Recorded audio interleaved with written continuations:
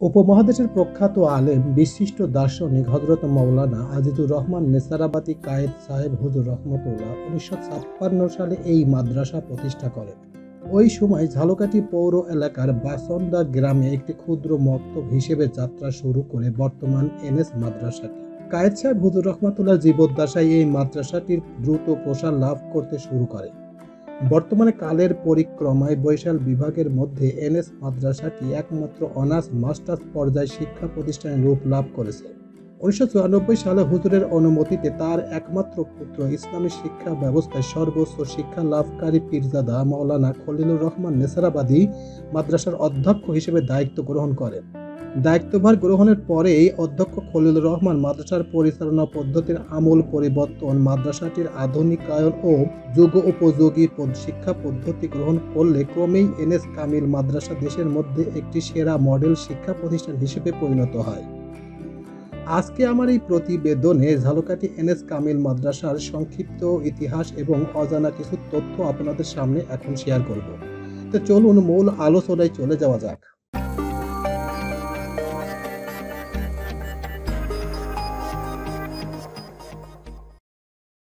Jhalakathi NS Kamil মাদ্রাসা।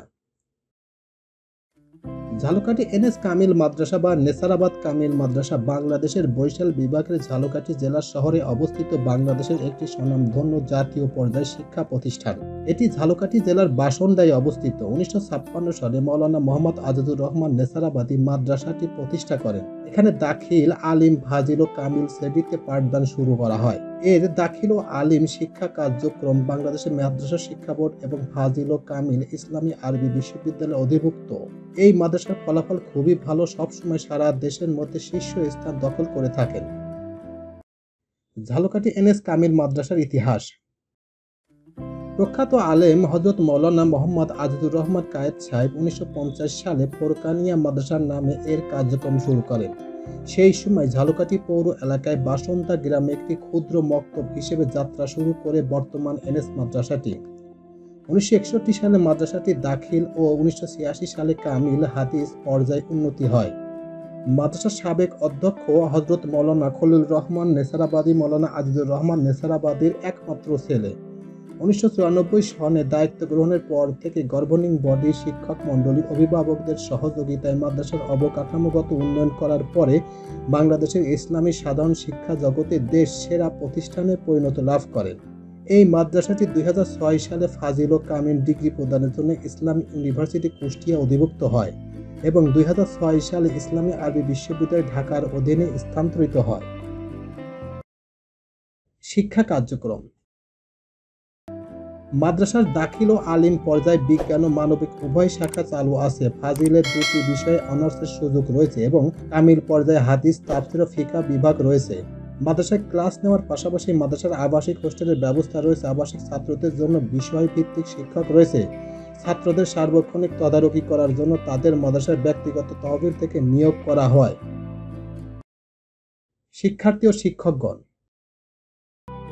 Jhalakathi NS Kamil মাদ্রাসাটিতে দাখিল, আলিম, ফাজিল, কামিল সব শ্রেণী মিলে প্রায় ৫,৫০০ ছাত্র রয়েছে।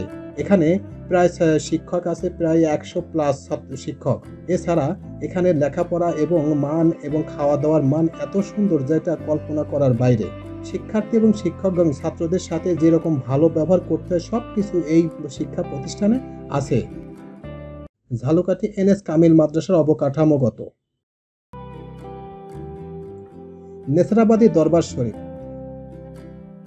আজিজুর রহমান নেসারাবাদীর ভক্ত ও শুভাকাঙ্ক্ষীগণ, সাধারণ মানুষ সবাই তার কাছে আসতো নিজের প্রয়োজন মেটানোর জন্য।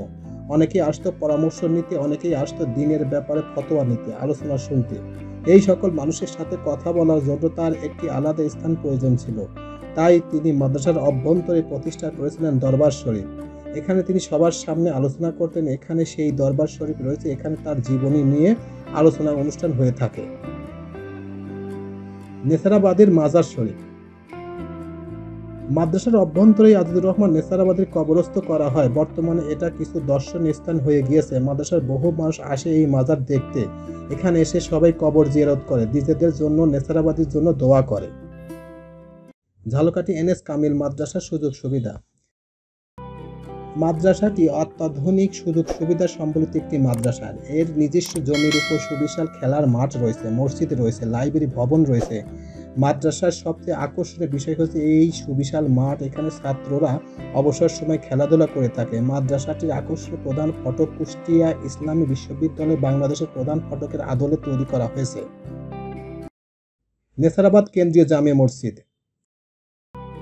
নেসারাবাদ কেন্দ্রীয় জামি মসজিদ মাদ্রাসার শিক্ষার্থীদের নামাজ পড়ার জন্য মাদ্রাসার অভ্যন্তরে 3 তলা বিশিষ্ট আয়তনে একটি আকর্ষণীয় মসজিদ রয়েছে।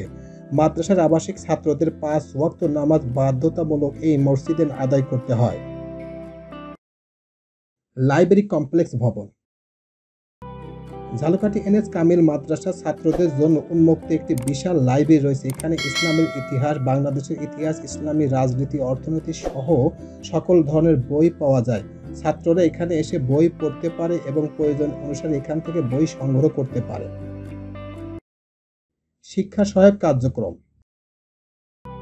ঝালকাঠি এনএস কামিল মাদ্রাসাটি প্রতিষ্ঠা করেছিল ঝালকাঠি অঞ্চলের বিশিষ্ট পীর মৌলানা মোহাম্মদ আজিজুর রহমান নেসারাবাদী।